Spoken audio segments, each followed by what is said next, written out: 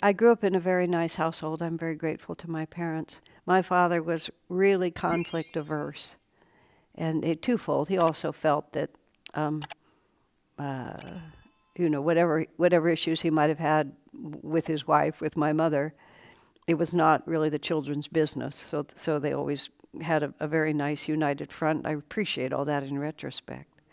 But he was also very conflict averse, and so there was nobody. If you were shouting in my family, it was pretty close to the end of the world. I was sure that the rooftop was going to fall and it was over. I was talking to a friend of mine, three girls, three daughters, close in age. I mentioned this to her. She said, "Oh my goodness," she said, if one dinner ever finished without at least one of us just standing up from the table, bursting into tears or screaming, running out of the room and slamming the door, it was a really unusual day." So everybody's different. So as a consequence, when I was in my late teens, 19, 20 years old, I really realized that a lot of my getting along with people was not actually harmony. It was a profound and deep fear of conflict. I mean, everybody knows these things these days. And as it happened, and I was already onto the spiritual path by that point. I hadn't yet met Swami, but I was immersed. I was reading Vivekananda primarily and Ramakrishna, and I was deep into what happened. One of the reasons that I went so smoothly into Swami's world is because I was already there. I happened to be spending the summer in New York City, which is I spent 3 months in New York City. The rest of my life I've lived in California, almost all. And I realized that I needed to face the fear of conflict. And New York City is a wonderful place, especially for a Californian, because what would be considered unspeakably rude in California is just everyday life, and so nobody really cares. I could behave in ways that were outrageous to me, and it was just normal, like, "What do you mean that's not your taxi? That's my taxi. Get behind me," Or the green grocer would actually put his thumb on the scale, so that whatever I was buying was more expensive than it really was. "Get your thumb off the scale. What are you doing? Ha, ha, ha." And he would just take his thumb off. It was just the way things went. It was a huge deal for me to realize that I could do something like that and the world wouldn't end, that we could just keep going. So I kind of got comfortable being a pretty feisty New York person. And then I realized I began to look for opportunities to argue. In other words, I was beginning to enjoy being that kind of person. It was not merely that I could be when necessary. I really wanted to have conflict. And I thought, oops, little too far. I was sharing with someone yesterday. This is a very interesting thing. Think about it for yourself and also for people you know. That very often, one of your worst faults, or even your worst fault, is your best quality just taken a little too far. Isn't it interesting? Like, I'm very enthusiastic and I'm very Gemini, I have lots of interests like that. And for a long time in my life, I was totally scattered all the time. I just couldn't walk a straight line because I would be interested in this, and I'd be interested in that, and interested in this. Well, the fact of that is a very good quality of mine. I can be genuinely interested in everyone I meet. Really, that's what you do. Oh, you live on a boat and you fish for lobster. Well, wow. Just whatever it might be, it interests me. But carried a little too far, there's no concentration. You see? And even that, like courage to stand up for what I believe, that's really great. The pleasure of looking for people who disagree with me, just a little just a little too far. It's usually like about an inch. And you just pull it back an inch and you're back right to where you should be. So when we're talking about, today the afternoon topic is the map for the journey. We just make these things up, but one of the wonderful teachers at Ananda Village is Savitri. And Savitri, she started in Memphis, Tennessee. and then lived in East Texas for a long time. So she still has a little bit of that twang in her voice. And she said, no matter what we call it, we can put all these different names on what we teach, but whatever we call it, it's just crocodiles, alligators, and big lizards.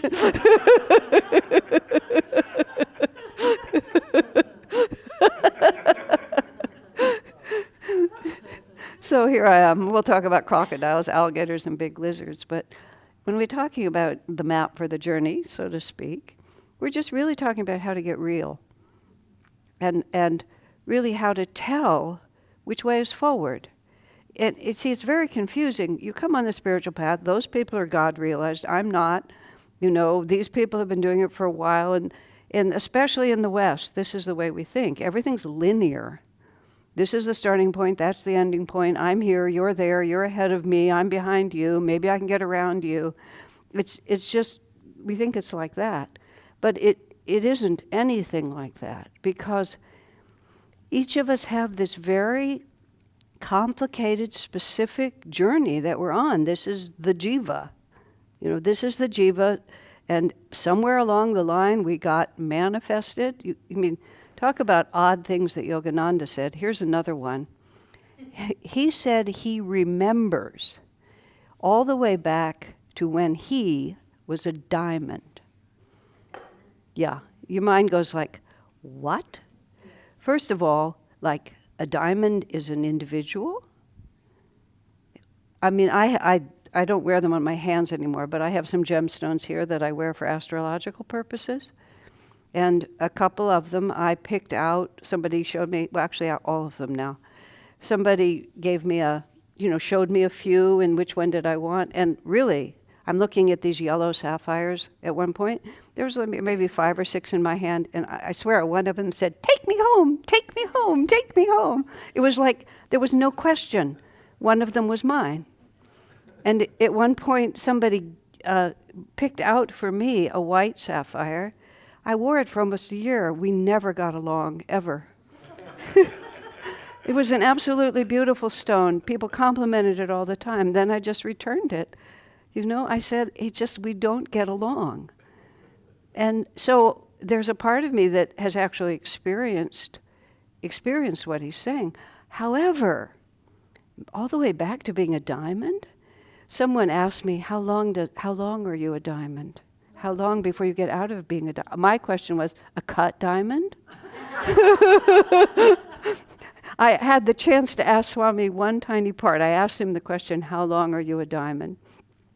And he said to me, that's a useless question. By this point in my life, I was very comfortable. And I said, I thought it was very interesting, And then he just acted like he wasn't going to give it the time of day. But then after a moment, he said, all time is short compared to eternity. Which is just in itself a very interesting answer, isn't it? It became something he would sometimes say. How's your health, sir? Oh, not so good, but well, all time is short compared to eternity. What difference does it make? However, so we have Yogananda saying that he's been through, somewhere along the way we started this. Swami once remarked that crystals, which would include gemstones, is the dividing line between inert matter and conscious matter. The consciousness begins at the level of the crystal, but I'm just saying, I don't know. But that means that he, Yogananda, went through every possible stage of development, every vibration of ignorance or wisdom between the diamond and the God-realized master. Forget how long it took. The mere fact that he did it is astonishing. See, this is what's missing in both Christianity and Judaism, which is we don't know how they got there. How did they do it? And so it leaves people with nothing much to do. We can pray to Jesus to save us, and believe me, I do, because he can. But we don't know how he got there, so it's a mystery to us. This is the purpose of Yogananda talking about the original teachings of Jesus, the original teachings of Krishna, that there's a path we can walk. And even more astonishing, they have walked it. Which also means that there's nothing you can do that Yogananda hasn't himself done. And I don't mean literally specifically, because each jiva is individual. Yogananda says every atom is dowered with individuality. What to speak of this jiva? It's a unique story, mind-bogglingly so. So, however, everything that we do because we are at a certain vibration of awareness, a certain balance point of delusion and enlightenment. You know, if you could actually chart it out, you know, there would be a certain point. I have this much enlightenment in these areas and this much delusion, and it would all, because it literally is. Because it's not a thing, it's not a materially fixed reality, it's a pattern of energy. And so everything we do creates a magnetic field. That's what a vritti is. Chakra means wheel, and vritti is whirlpool. So it's a wheel within a wheel, so to speak. And so whatever you are committed to, that makes a center point. Like I was committed when I was much younger. I was committed to, just whatever you do, don't get into conflict. And that was my center point. And I created around that, you see, a very agreeable personality, quasi-agreeable, a conflict-avoiding personality around that. But the center point of that was not harmony. The center vibration there was fear, as I was saying before. So even though it might appear to be a certain thing, it actually vibrated in the cosmos as fear. You get like that? And fear is not enlightenment, fear is delusion. So that one which I might have put on the, on the enlightenment side actually went on the delusion side. So at all times, we are not a fixed anything. Everything about us, there's absolutely nothing fixed. Even our bodies are constantly changing. Those of us who have lived long enough are intensely aware of this, right? I look at, I remember when I didn't know. And as an adult, it's just adorable, to be 20 or 25 and not have any idea that this is what's going to happen. My nephew has grown up into a fine man, but he's a big man. And he's big like this. And he wasn't always. He used to be this adorable tiny thing.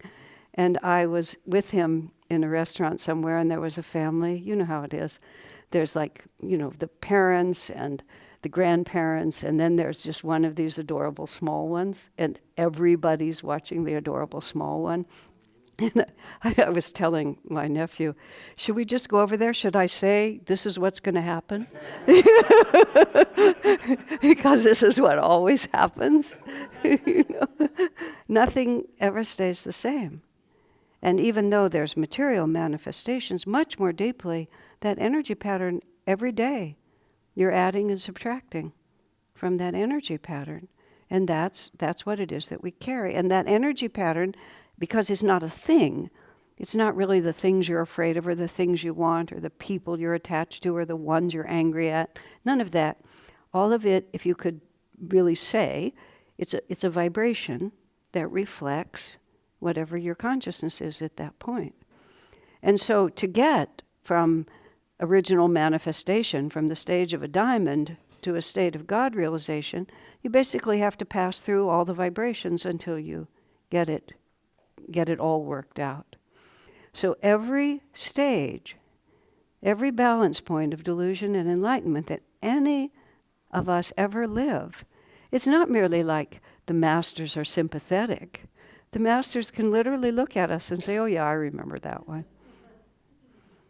And that's one of the reasons why they're so compassionate. It's because, yeah, I remember that one. Just like you look back, my housemate is the son of some longtime friends of mine. The way I joke about it, I knew him before he was born, because I knew his parents for a long time before he came into the world.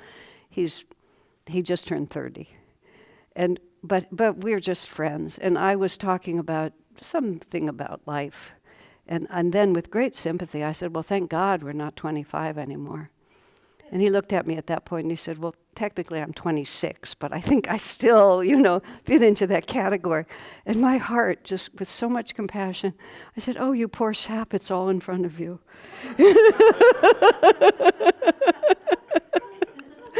But I just had so much sympathy. And I realized that's how the masters look at us, isn't it? Yeah, they just look at us and like, oh, yeah, that's right, you're 26, but it's all in front of you. And they really want to help us. They don't judge us. I wasn't judging him for choosing to be incarnated at the time he did and only being at this age chronologically. He was just like, yeah, you have a lot more experiences, don't you? So, this is going to be fun. We'll kind of walk through and see what happens next. So the first thing about, the most important thing, and really in some ways the only thing we have to realize is it's all okay. Wherever we are is just where we are. And one of the things that happens so much when people will come in to talk to me, and over the years I've done many, many hours of just trying to talk to people individually and help them through. People often start like, I know it's stupid to feel this way. I know this is a silly attitude. I know I shouldn't. I say, stop right there. Now, this is from Jyotishan, one of the services he gave. It was Easter time, I believe, and he was quoting the magnificent words from the Bible where Jesus says, Lord, spare me from this hour, but for this hour was I born. And he's talking about the culmination of his life, in the betrayal, the crucifixion, all of that. For this hour was I born. And you hear the trumpets start and the music begins and you see the legions of angels. And then Jyotish said, same for you, and you, and you, and you. Think how many incarnations we have been working, to move ourselves forward as best we can. This did not happen by accident. This was the result of careful consideration and decisions. And for this hour were we born. Everything has come to a focus to be exactly the state of consciousness we have right now so that we can take the next step. Just so that we can take the next step. Because it's not static. Just by its very nature, the fact that it's an energy pattern means that, as Swamiji put it, as soon as you can see it, it's already passed. He said to us, you are defined not by what you are right now, but by what you aspire to become. Because that's what's moving you. That's really your flow of energy is really who you are. And all the things that you did before just brought you to this point so that you can think about it. So there's nothing even slightly silly or stupid or shouldn't about it. It just is what is. And it always seemed like a good idea at the time, or else I wouldn't have done it. No matter what it looks like in retrospect, if it had looked like that to you then, you wouldn't have done it, so it had to have looked different. And we are creatures of the divine. So the most important thing to realize is it's not that it's okay in the sense that I'm such a good person, I do everything right, what I am is perfect. No, you could be a big mess. I mean, most of us are. It's a big mess. We haven't got it figured out. We're always doing silly things in the sense that they don't really bring us happiness. But that's because that's the best we know, isn't it? And it's necessary for us to behave that way so that we will see what a better way might be. Because there's always a better way until we're completely liberated. And the masters enjoy us. They really do enjoy us. There is a marvelous death and return story. I really like these. You might have figured that out. A death and return story by Dr. His last name is Ritchie. I can't remember his first name. It used to be called Return from Tomorrow. It might have a different name now. If you haven't read it, you would enjoy it. He was a soldier in World War II. He was 21 years old. He was stationed in Texas when the Spanish flu, I think, went through and just killed a lot of people, including him. So he died, and he had not been a very nice person, basically. A few things for complicated family reasons, but his mother, I think his mother had died, that was it. His mother had died, his father had remarried a very lovely woman who did everything she could to take care of him. His grandparents, his maternal grandparents, were so jealous of all of this, and they poisoned his mind against his stepmother. So he was very, very selfish. And he just was selfish. He was naughty and selfish the whole time. So he dies, and because he was a devoted Christian, Jesus came. And he's there having his life review. This is how he tells the story. And he's standing in a 360-degree movie theater in which every incident of his life from his birth is simultaneously happening around him. And he looks around, and there is not much to be proud of. Basically, he just sees every time he made a selfish choice. And even though the grandparents were influencing him negatively, he saw all the times he knew he shouldn't have listened to them, but he listened to them anyway, and they were wrong, and he knew they were wrong. That was the point. And so Jesus says to him, "How much have you loved?" And he looks around, and it's pretty obvious, not very much. And so he starts protesting. "I'm only 21 years old. I'm only just getting started. I've hardly had a life." Jesus says, "How much have you loved?" And then he looks around this movie and he sees one good thing. He became an Eagle Scout. And he says, this is how he describes it. He kind of made his body as big as he could. He stretched out both arms. He reaches across to point to the Eagle Scout, hoping to block out some of the other views. I mean, he's trying to hide all this from Jesus in the other world like this.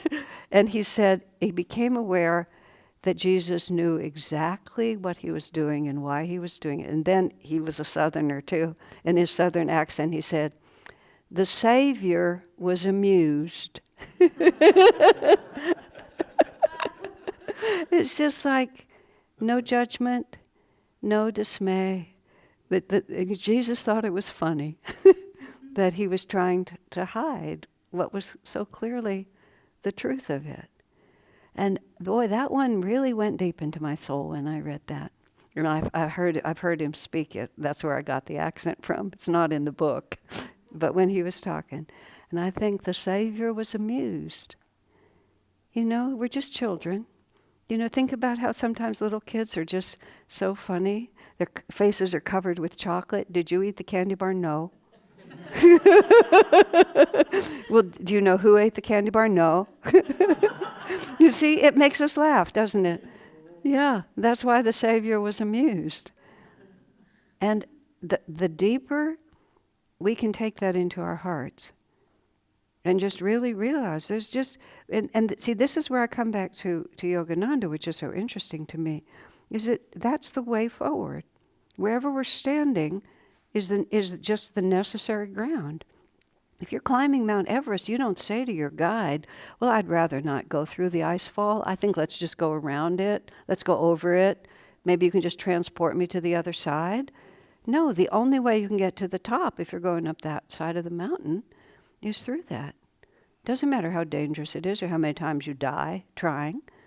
It's just the only way you're going to get there. So let's not get all excited about that. This is something I don't know, obviously. This is something I'm going to learn.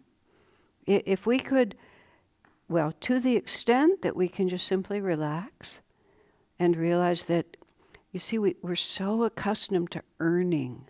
We have to earn.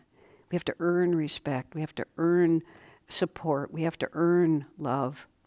We don't even know in our minds what to do with unconditional love. That's offered to us merely because we exist and because we are one with the Spirit. And when you can integrate that really deeply into yourself and realize that your enemy is not the fact that we're klutzy and do things wrong.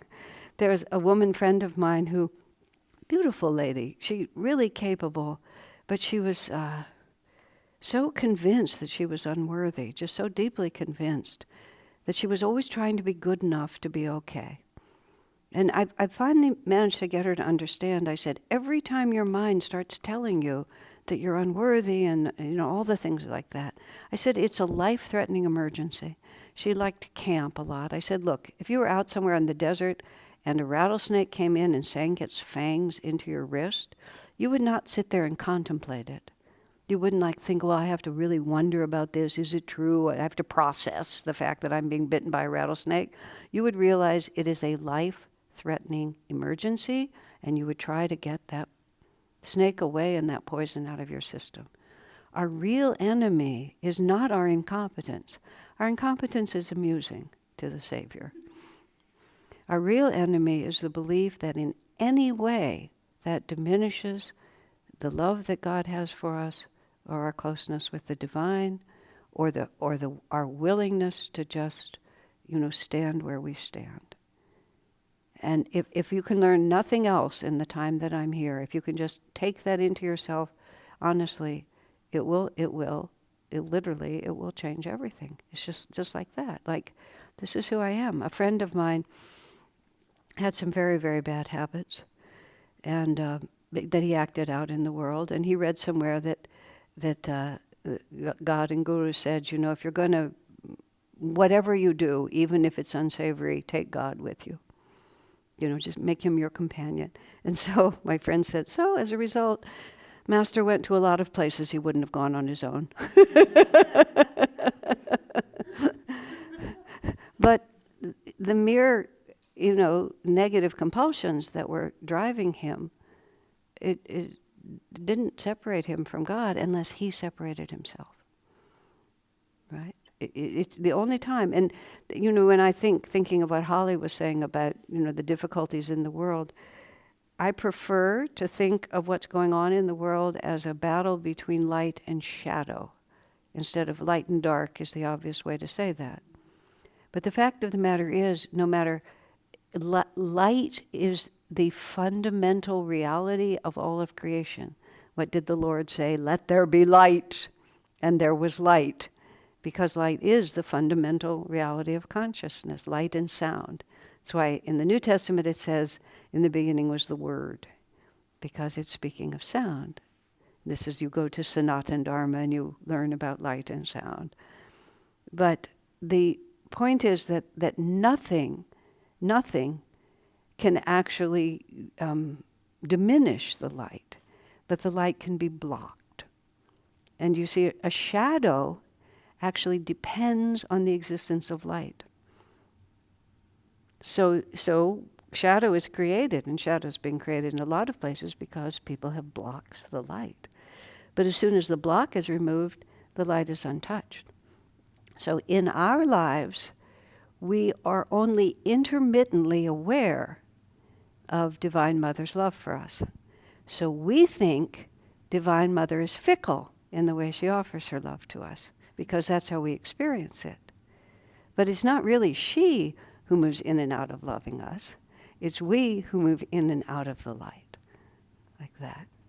So one of my friends, actually this was hard to us now that I think about it. I have this difficulty because I've known all these people for 50 years.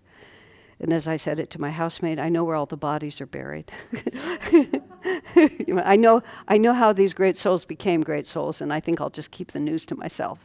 But in any case, he did something that was less than stellar. This was way a long time ago, to give him credit, way a long time ago. And Ananda, especially then, we were such a small community, I really felt we were on one nerve wire. Like anything that happened to one person, instantly everybody knew. So he got himself in some kind of a kerfuffle and was pulling himself out of it. And I lived at a distance from him, but when he saw me, he walked right up to me, just, like that. And he said, I know you know, what do you think? Just like, this is what happened, I'm just going to face into it. And of course, what could I think except you are a great soul? Like, what difference does it make if the balance of delusion and enlightenment is still a little tipped on the delusion side? You know, you have decided nothing separates you from friendship, from love, from God. I was also complimented that he trusted me that much. You know, just to say that. It would have been so easy for him to avoid. Another friend of mine also got into some pickle of one kind or another, and he was very embarrassed. Global humiliation is the phrase I love, but he was embarrassed. He said, "What should I do?" I said, "You lift up your chin, you walk out the door, you look everyone straight in the eye," and I said, "In half a day it's over." Just like it only lasts if you treasure it, if you protect it. There was a woman in our community, Seva. She's passed into the astral world now. And many years ago, I don't remember exactly what she did, but she said some things she shouldn't have said. And it caused a kerfuffle that caused a lot of inconvenience for Swamiji. And, you know, it sorted itself out. But like 2 weeks later, she was still very depressed. And Swami finally said, "You know, what's wrong with you?" And she says, "Oh, I feel so bad because I caused you all this trouble." He said, "How egoic," like that. And she, you know, kind of said, like, "What do you mean? I feel bad," like that. He said, "Well, you're so shocked that you could make a mistake that 2 weeks later you're still worshiping it." You know, like, who do you think you are? And like, whoa, that is a really different way to look at it, isn't it? Of course we make mistakes, otherwise we wouldn't be here. We should just be glad that it's now come out into the open. And Divine Mother doesn't care. That's the point you have to get. Doesn't care. Master just looks and said, "Oh, I remember that. Yeah, that was a rocky point. That was tough." And then projects into us good ideas for how to get out of it. Where do you think those thoughts come from? But if we're so busy protecting it, we don't hear it. But as soon as it's okay, I'm sure you know, what do you think about it? You know, then the possibility of real change can happen. Okay? Let's take about a 5 or 10 minute break. We'll have a little music and then we'll finish up, okay? I have to make a small correction on the story I told about Seva because I sloughed a detail and I like to be exact.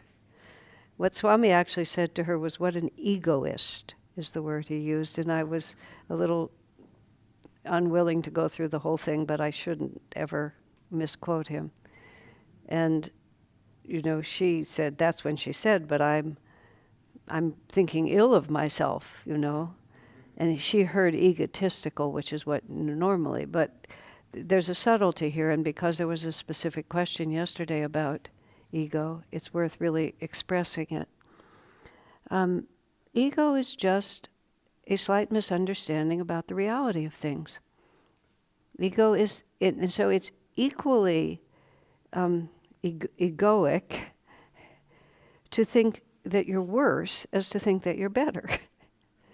It's both are a distortion of the fact simply that we are what we are. And it's a very important point there, because we tend to think that we're being humble by suppressing and by negating. But that's just as much of an exaggeration of our own reality as it is to think that we're marvelous.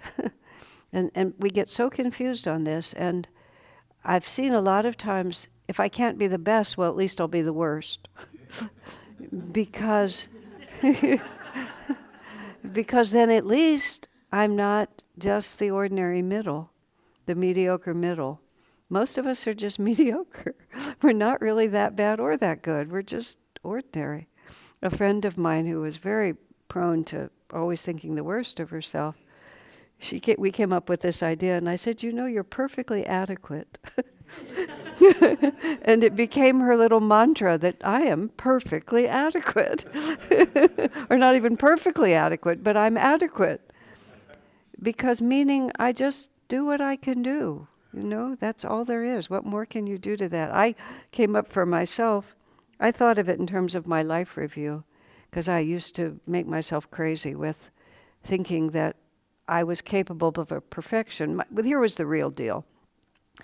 I always thought there was a better version of me that was somehow being held hostage somewhere, and that if I just kept bullying this one, after a few minutes or after 100 years, she would finally give in and go bring the perfect one out of the closet, and then it would all be said. And there was just one day when it occurred to me, it was both liberating and horrifying, that this was actually it.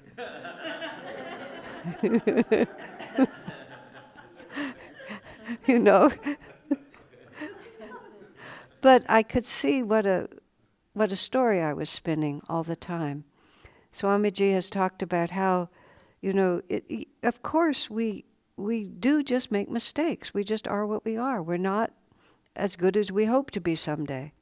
We're on the route from being a diamond to a God-realized master. And our actual shortcomings are not a problem to God. And they're not even really a problem to us. They're just things that have to be dealt with. It didn't come out as well as I'd hoped. I have to start over. I have to fix it, whatever it might be. The complex we get about the things we do wrong, now that is a real problem. And long after you've straightened out the difficulty, the complexes persist, I mean. So just because you can't be better than you are. When you're 4 years old, if you have children, one is 4 and one is 12, you set different standards for those children, don't you? Because it doesn't make any sense to expect the 4-year-old to be a 12-year-old. But we read about what it is to be really good spiritually, and we want that, naturally, but we want it just by wanting it, rather than understanding the step by step by step. And so that's the other part of what I need to share with you today, which is, this is, how do I want to say it? There's no magic pill. A gentleman, good friend who lived in our community for many years, used to come to all my classes, and he was good in the class because he would ask questions, and they were often interesting questions, and they would get discussion going. I liked him, period. I liked having him in the class. But I gradually began to realize that there was a theme to his questions. And the theme was, is there a shorter way? Can you tell me how I could just achieve all this and it would be easier? Are you holding back some special secrets here? No, actually I'm not. And what happens to many, the Bhagavad Gita says, out of 1,000 people, only one seeks God. And out of 1,000 who seeks God, only one realizes God. I have to say, Yogananda said, our percentage is higher. That was his phrase. How much higher, I don't know. Even 100% higher is only 2. So, but he says it's higher in any case. But the point of it is, most people don't flame out. They don't go out in some big glorious sin of some kind or another. They just run out of steam because it's a long route. When I came to Ananda village, I met Swami when I was 22. I moved to the ashram just before I was 24. And 24 is an astrologically auspicious. I'm about to tell you all I know about astrology, so don't ask me anything else. But Jupiter represents the guru. It completes its cycle every 12 years. So if you look at your life, you'll see 12 is often sort of classically for puberty, right around that time. 24 is often a big change, 36, 48. I mean, I've had a number of them, and every one of them has been significant. I published that book, Light Bearer, which was really the whole purpose of my life when I was 72. He told me to write it when I was 24, and I published it when I was 72. And I began to see it was going to come out when I was 72. I could see that. And it just was so round and nice. But when I came when I was 24, there were a lot of us. I call it our tribe, our founding tribe. And a lot of us were 24 when we arrived, and we arrived within a year or two of each other. So we were sort of all in it together. There was Satya was there, and Satya was, you won't believe, he was 50. He seemed so old. He was twice as old as we were, but most of us were just whippersnappers, little ones.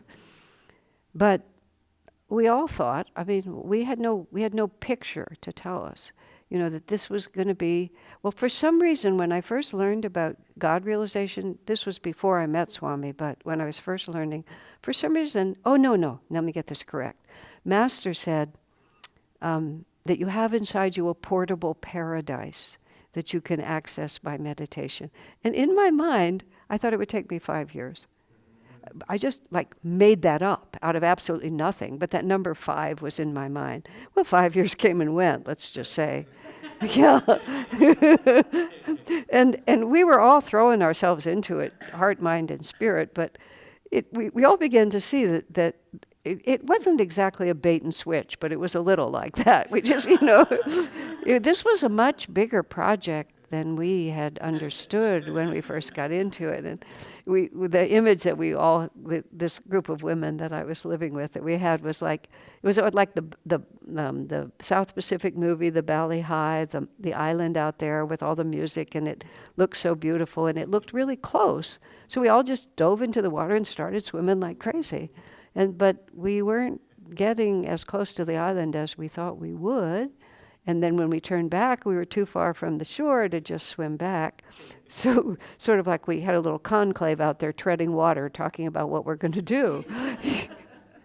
But you're too far into it to turn back. And you're realizing that the distance is a little farther than you thought it was. So the other thing we have to realize is you have to constantly be asking yourself, why am I doing this? Why am I really following the spiritual path? Is it just a hobby? Is it just a peripheral interest of mine? Or do I really in my heart understand that this is really important to me? Who am I? Why am I doing this? And these are the actual things that make the difference between success and failure. Failure is not the right word. Between perseverance and the gradual losing of enthusiasm. Because that's what we're talking about. You can't fail. All you can do is postpone, really, because you will always have the consciousness that you have, and you will build on it. That's just the nature of creation.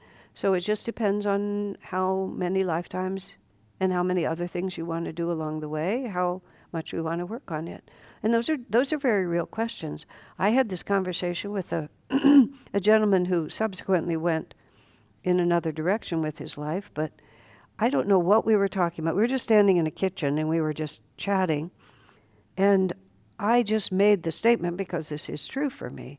I said, nothing in this world really interests me. I didn't mean by that I had no karma or no desires, but I wasn't craving experiences. Just didn't interest me. I was happy with what I was doing, but I didn't think, if I could only take this trip, if I could only have this experience, if I could only go to this place, if I could only accomplish. It just wasn't in my mind, and it's rarely been in my mind. So I said that, and then he said to me, there's lots of things I still want to do. Just like that. And I was really surprised because I was so naive, I wasn't thinking clearly. I said it to Swami afterwards. He says, yes, there's lots of things he wants to do.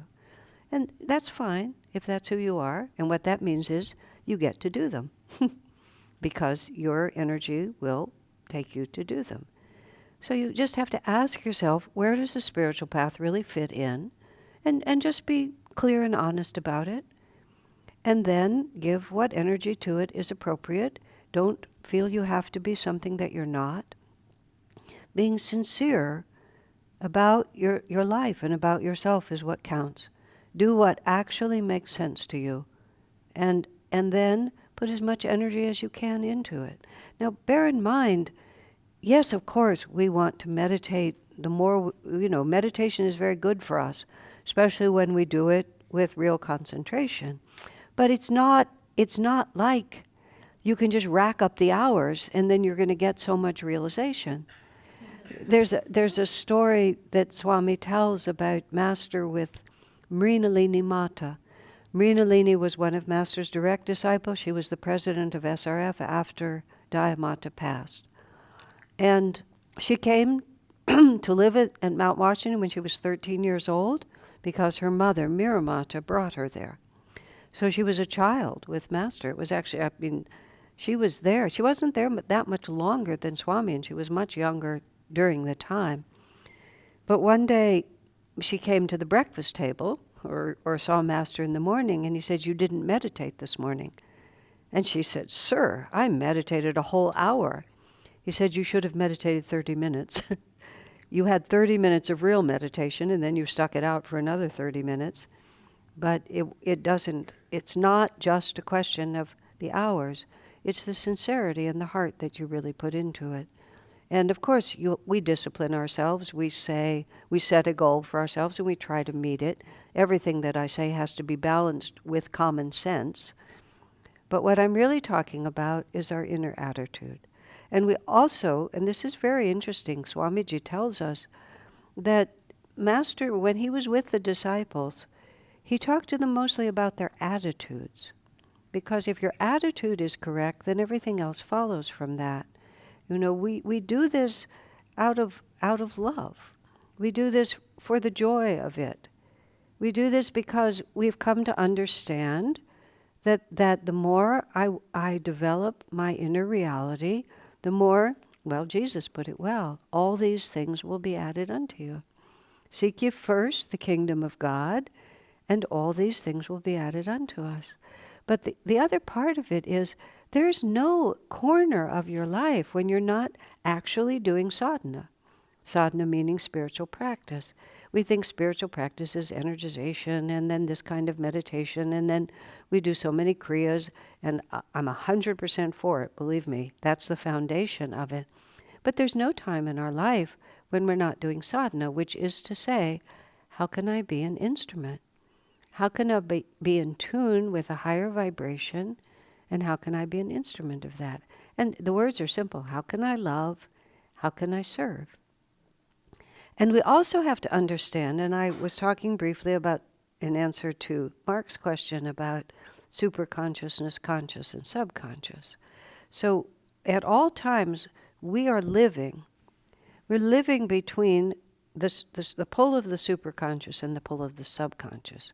And subconscious in this context is not quite the way it is in Western psychology. It's related, but it's not exactly the same.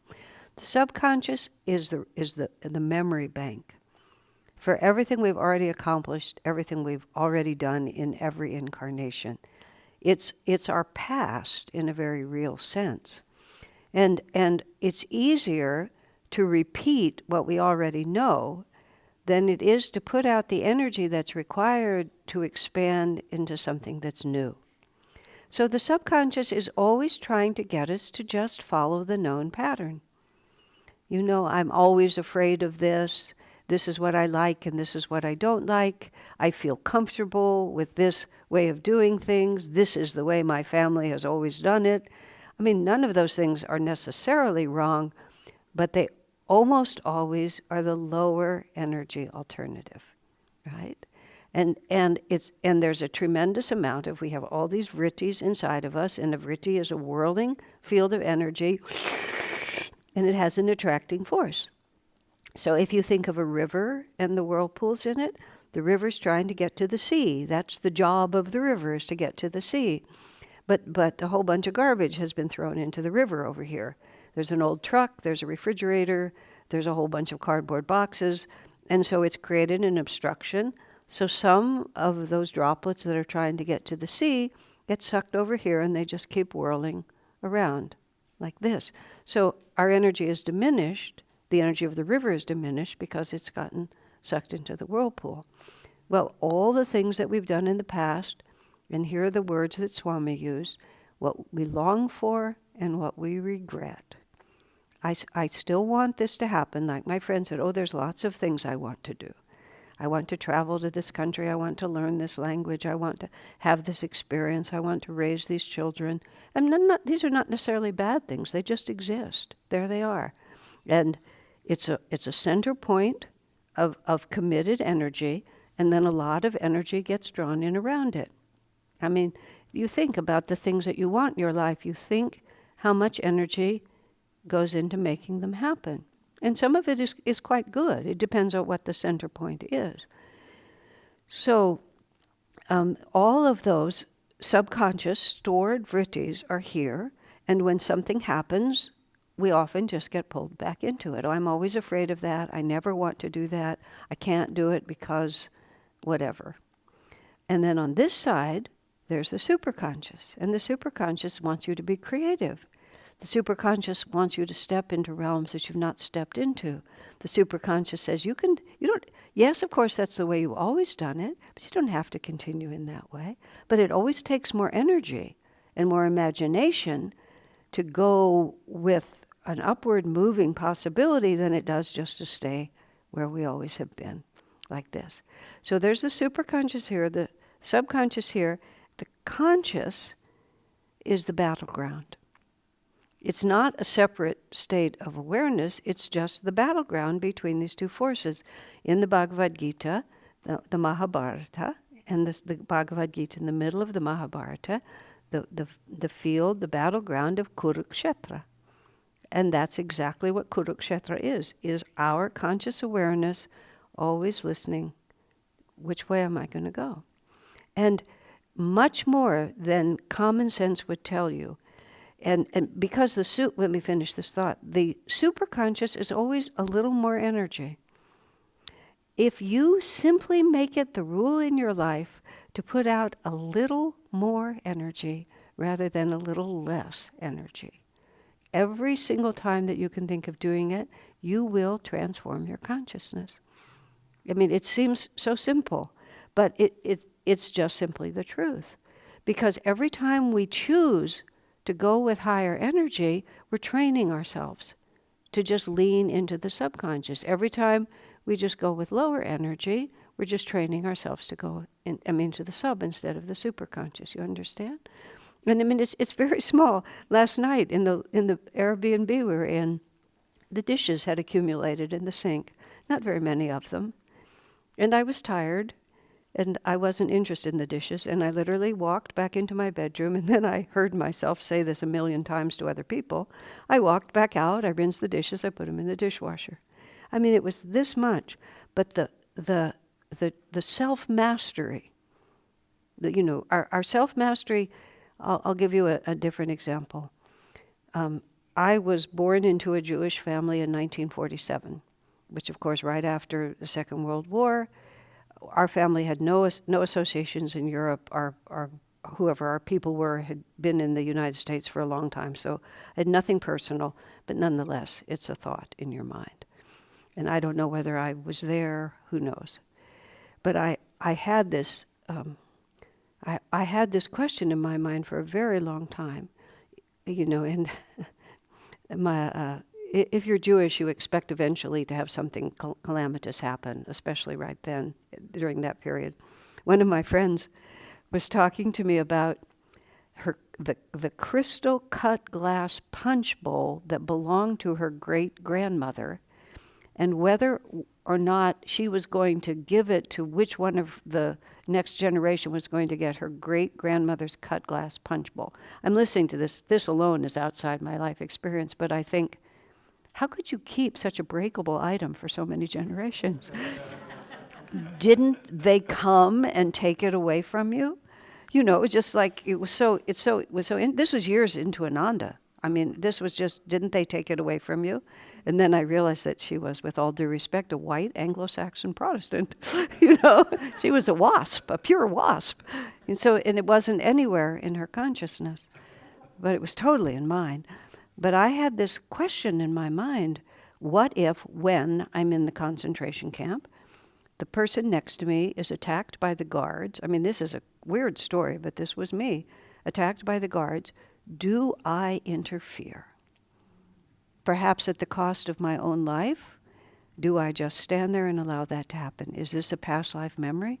This wasn't a trauma in the sense that, like that, but it was just a dilemma. Finally, I realized I could ask Swami Kriyananda. There's a person in my life who I could ask this question to. So I told him the whole gory story, just as I'm leaving out the punch bowl, because the punch bowl hadn't happened yet.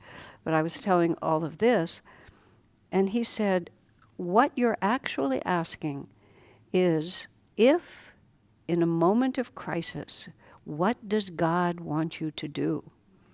Because he said you could make matters much worse by intervening. And it could really be the wrong thing for you to throw your life away in a lost cause. What does God want you to do? And he said, the only way you will know in a moment of crisis is if you have practiced when it was easier. And that just became the mantra that I took from that. Oh yeah, you have to practice all the time. Because when the pressure is on, you will just go true to form. You will not be able in that moment to create a whole new reality. You will just go where the energy has been trained to go. And so the actual process of transforming your consciousness is not one giant moment of dramatic realization. It's actually inch by inch by inch by inch. And many times people give up the effort because, well, quite frankly, it's so boring. You know, we want a little drama. We want something interesting to happen. But it's just getting up every day and looking at every situation and trying to make it a little bit better. Of course, if you have the rare opportunity to make it a great deal better, take that. But even making things a great deal better happen a little at a time. At one point, I moved into another place to live and had the desire to put curtains up on a lot of these windows. And for some weird reason, I, who am like zero competent in that way, decided I would put up the curtain rods and hang the curtains myself. This was a mad action on my part. And so for the course of several days, I was putting these curtain rods up. And, you know, I'd get it up and then it would be like that. Or something would happen. So I also learned how to stuff the whole spackle. Put the spackle in and then repaint it. I learned all that sort of thing. I'm not a homeowner by nature or a homemaker by nature, but I learned all of that, and I did them, and they were wrong, and I did them, and I did it. I got 4 or 5 different places. I got all these curtains up. I was really proud of myself. Recently, I took them all down, but anyway. But I actually learned something that was profound, which is why God asked me to do it. The reason I succeeded is because I didn't quit. That's all. It's like something was wrong, and I just fixed it. You know? And when it's dealing with some inner complex, it seems like such a big deal, but it's really exactly the same. And what it took to do that was willpower. It took patience, and it took willpower. And so the other thing is you practice when it's easier, and the patient application of willpower. It's just like you just every day, you just very patiently just try a little bit harder to do a little bit better. And you look back over a very long cycle, and by now you see I can look over very long cycles. And I say, wow, it worked. There was no moment, there was no glorious moment. In all my 50 years, there was no glorious moment. But there were a lot of days and nights. And they were fun. Some of them weren't, but most of them were. I mean, fun in the sense, the deepest sense, which is, there's something I can do. I mean, what bewildered me and made me almost crazy before I met Swami was that I didn't know what to do. I wanted it to be better. I wanted to be better. I wanted to be helpful. But nobody could tell me how to do it. And now it's just like, just a little step at a time. Just a little more energy. And sometimes it's a little, I want to say a little more kindness, but that's not entirely true. Because don't make a mistake. Being spiritual is not to always be nice. Being nice is sometimes not really the right response. Divine Mother, you might have noticed, is not always nice. Sometimes she's horrific because she knows that this is the only way you're going to learn. I mean, and the human world is a symbolic representation and a microcosm of the macrocosm, as above, so below, as they say. It's like, if a mother doesn't discipline her children, she is not helping her children. She's ruining her children. And our Divine Mother loves us perfectly. And so therefore she doesn't hesitate to discipline us when she needs to. And sometimes in our own lives, the appropriate response is stern. is not, oh kind, oh you poor little thing. No, it's, how dare you treat me like that? Swami Kriyananda told me this story. I mean, I can say it now because everybody involved is off the planet, but he never published it anywhere, but it was when he was a young monk at SRF, or well, actually later. It wasn't when he was young. It was toward the end of his sojourn there, and he was on the board of directors. He had a position.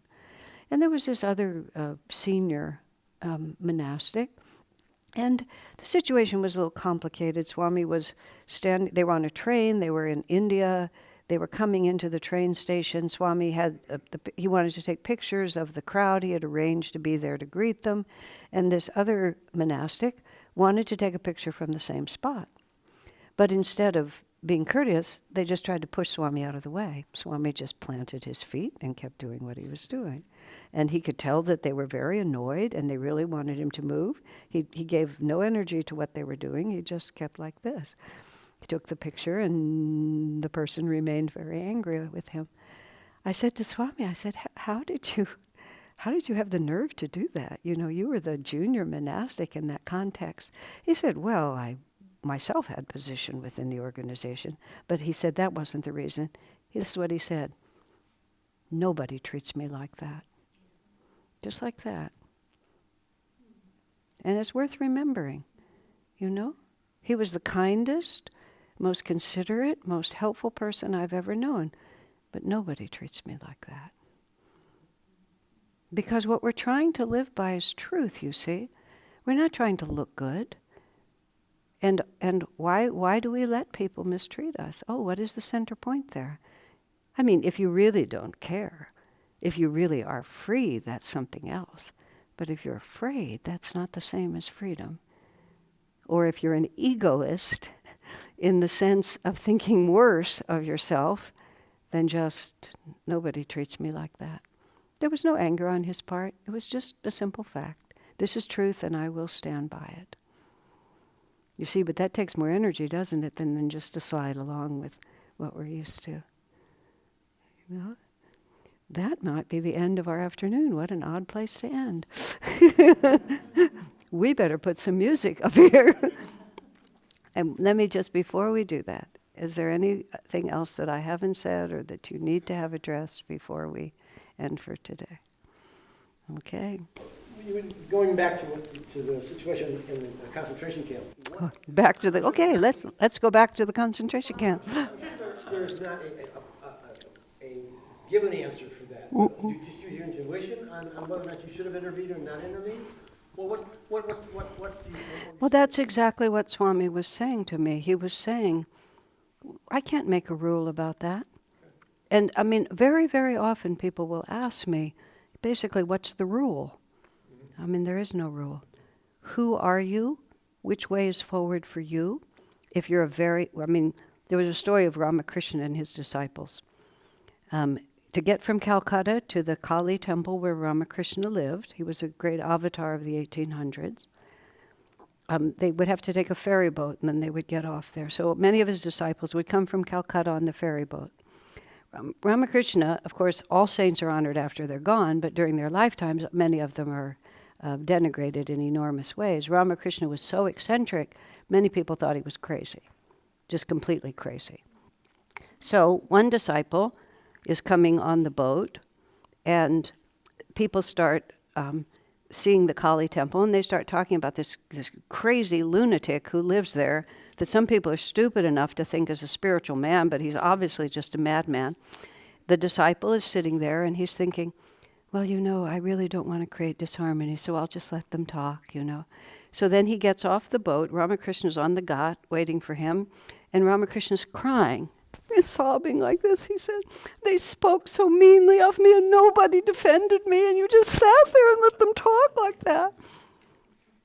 So then another disciple, different disciple entirely, is on the same boat, and other people start saying bad things. He's a big, strong man. It's a relatively small ferry. He starts to rock the boat like this. You take that back. You stop talking like this. I'm going to sink the ferry like this. And they all, hover. He comes out and Ramakrishna's there. Again, Ramakrishna's waiting. He says to him, what do you care what those fools think? What's all this business about sinking the boat? because it depends on which way is forward for you. Entirely. So which way is forward for you? It might be that at a certain point, your entire incarnation is to have the nerve to sacrifice your life to save someone else's. Or your entire life might be to have the faith to just stand there and let the whole story unfold and act only from inside yourself. Who knows? And that's what you can't know unless you have practiced. Okay, does that help? The question is about what Holly is calling passive activism, which is basically to try to influence the external world by inner consciousness. Example of the Buddhist monks, and I know that the TM movement at different times has drawn people together. I remember some of those times when a lot of people gathered to meditate, and even the climate got better. So there's no question about the fact that that concentrated, well, you see, it looks like that material energy is the strongest energy, but it's not. The strongest energy is actually consciousness, always, because everything flows from the state of consciousness. All the wrong things that you see happening in the world are because people have wrong consciousness. And in our civilization now, wrong consciousness is so embedded that people actually think it's right consciousness. I mean, it's a mess. Many of you may remember Joseph Campbell decades ago when he first did that wonderful series about myths and stories and traditional cultures. And one of my favorite little moments in all of that was when whoever was interviewing him said, "What happens to a civilization that no longer has these myths and these stories?" And Joseph sort of pointed out the window and said, "This." Which is exactly true, because we've come out of Kali Yuga and we haven't quite invented Dwapara Yuga. So we don't have community music. There's community noise, but we don't have community music. We don't. By that I mean we don't gather and sing. We don't gather and dance. We don't make quilts. We don't beat our moccasins. We don't. We just don't do any of the things that make a healthy society. We just acquire and compete and so on and so on. I don't have to say that. You all know what it is. But it all comes from the conception is wrong. Where does happiness come from? And what causes suffering? And we're just very, very, very divorced from what's true. So the most powerful point to start from truth is inner consciousness. And once everything emanates from what we believe, what our experience has told us is the right way to live. And people will do what they are inwardly compelled to do. But what caused all of us to consider another way of being is that somebody somewhere put out the energy to attract our attention. Either it was a poster or a song or a gathering or a friend. Somebody somewhere published a book, wrote a story, and we read it, and it was the beginning of step by step to bring you here. So to ask the question, is it worthwhile to do everything you can to put out the right vibrations and the right consciousness, whether or not that is simply sitting and meditating and creating an energy, but that energy does, exactly as you're saying, it affects people. And you might not know why. Our temple in Palo Alto is on a very well-traveled street. Thousands of cars go by every day. Fortunately, it's not a terrible superhighway, but it's a main artery through the area that we live. Many people will tell us, I've been driving by this building for the last 10 years, and I finally decided to come in. So you ask, what happened in all those 10 years? Well, he may have had or she may have had events in their life, but also that we and Divine Mother have just been putting out, and finally they caught it. Yogananda says, Thoughts are not individually rooted, they are universal. We merely tune into levels of consciousness, and whatever level we're tuning in, we receive the thoughts that reflect that level of consciousness. And when that conscious stream is stronger, more people feel it. So it's absolutely beneficial for us to do everything we can. That's why we often end any group gathering with healing prayers for individuals, and depending on the temperament of the people or whoever's leading it, sending out loving vibrations to the planet, Om vibrations, to gather together specifically to send positive energy to places in the world that desperately need it. That's among the most powerful ways we have to serve.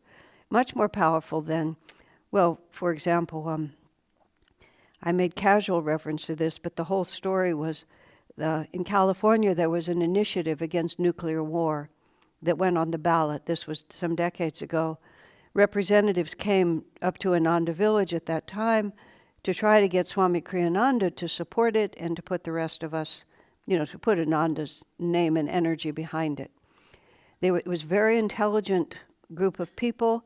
They gave us this presentation explaining to us that if a nuclear bomb of a certain power falls on the city of Chicago, and then, how many hundreds of thousands will be vaporized immediately, how many will be turned to ash, then how many will die, a week later of the radiation. It was a horrifying and true picture. After they finished, they sort of turned to Swami and said, "What do you think of this?" And the first thing he said was, I respect your sincerity. I admire you for dedicating so much energy to this cause. I think your presentation is excellent. However, if your objective is peace, fear is the wrong tactic. And that was exactly what they're doing. They're trying to scare us, terrify us. And then out of that fear, we were supposed to create harmony and peace. How was that going to happen? So that also speaks to, if we are concerned about the vibrations of the planet, we have to put out other vibrations that will create a counterforce. And in fact, that is precisely what's going on the planet right now. That the masters, in Autobiography of a Yogi, it says, Jesus and Babaji are working together, and they're quite concerned about the direction of civilization, and they're concerned about excessive greed, about terrible materialism, about religious and racial bigotry, about suicidal wars. And here's the good news. They've planned the salvation of this age. And the salvation of this age is a reawakening of our own relationship to the divine and the recognition that we are all of us, are children of the same Father, Mother, God, so to speak, and that we need to act accordingly. So anything that we can do to make that happen. Now, everybody, however, has different karma that they're balancing. And to a certain extent, depending on, what your debt is, what you did with energy, perhaps in a way that you've now repudiated. I have been standing in front of microphones talking for a really long time. From the very beginning of my time at Ananda, Swami had me doing this, and I'm still doing it, and I enjoy it. This is not a punishment on any level. I'm delighted to do this. A psychic person, true or otherwise, told me that I helped start the French Revolution, that I was persuasive in the cause that I believed in at that time, and that later I regretted it, and that I have helped persuade people to a lot of things that in the end were not what I really believed in. So I have a karmic debt here, that I have persuaded people to lesser causes, and now I have to keep trying to at least give them the opportunity to embrace a greater cause. So this is what I do. A person could have all kinds of other past actions that now need to be balanced that would cause them to be drawn to use their more enlightened energy in a particular way. So you're speaking of quasi-political causes. I mean, you're talking about simply humanitarian causes. When we start talking about what's going on in the world, if that is a cause that moves your energy, then by all means one should act on it. To feel, therefore, that everybody should act on that cause is where the mistake comes, because not everybody has the same karma. And to then become upset because not everybody is embracing your cause is going to, judgment of others is not the best way to create peace. So in the context of, the teachings of Yogananda or the ways of Swami Kriyananda, he has selected certain aspects of Yogananda's mission that are his priorities in life. It doesn't mean they aren't. It doesn't by any means say that they are the only priorities. And the particular one you described has never been picked up en masse by Ananda or by what I've seen of other aspects of Yogananda's work, but it easily could be. It easily could be, because it's 100% consistent with everything that's taught. But the number of possibilities is far greater than have been exhausted, which is part of the mirage that keeps moving out in front of us. And one of the fundamental principles of Ananda, which makes it distinct from some other expressions of Yogananda's work, is that every individual has, in theory, not always in fact, but in theory, has the same potential to be guided by God and Guru, and to feel that this is my cause and this is what I'm born to do.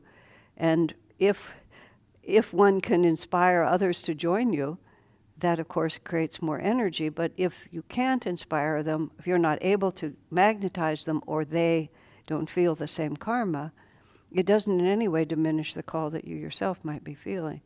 And I feel that even without concentrating on it as a specific objective, anything we do that raises the vibration of the planet spreads out in that way, very powerfully. Mother Mary in Medjugorje asked people to pray 3 hours a day, do the rosary, say the prayers in the Catholic way. And she said, that she spoke of certain cataclysmic things that are destined for this planet, just as Mary did in Fatima. And she said, already one of them has been mitigated because people have been doing what I asked them to do, which is quite a statement. So the answer is yes, and I think yes. Okay, clear enough. But you see, it's also, and you're not speaking necessarily of fear, you're speaking of compassion, but sometimes people's actions to try to change the world for the better, the core feeling is one of fear and not only of compassion.